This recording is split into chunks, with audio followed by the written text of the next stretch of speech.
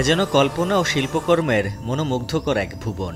বাতাসে হাজারো বেলুনের উড়াউড়ি, হাতের স্পর্শে যেন প্রিয়জনের কোমলতা, স্নিগ্ধতা ও চুলের শীতল আবেশে লেপ্টে থাকা।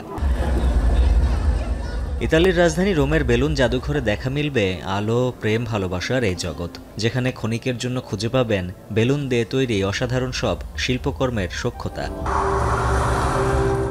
হাজারো বেলুনের সমুদ্রে ডুব দেওয়ার পাশাপাশি উপভোগ করা যাবে রং বেরঙের বর্ণিল আলোকছটা। তরুণ তরুণীদের পাশাপাশি জাদুঘরের নান্দনিক শিল্পকর্মে বুঁদ শিশুরাও। La mostra è molto divertente, sicuramente dimensioni molto particolari, quindi insolita, ed è bella perché ti dà un momento di spensieratezza e allo stesso tempo ti offre la possibilità di riflettere sui vari temi.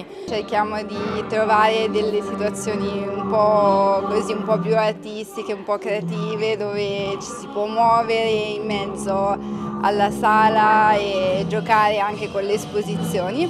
È anche culturale, non è solo giochi come possono prendere i bambini e capiscono magari un pochino, riescono a capire anche la bellezza appunto della... আগামী ৩০ March পর্যন্ত রোমের এই balloon জাদুঘরের অসাধারণ সব শিল্পকর্ম উপভোগের মাধ্যমে নিজেদের রাঙিয়ে তুলতে পারবেন দর্শনার্থীরা। উজ্জ্বল হাফিজ, এখন বিশ্ব।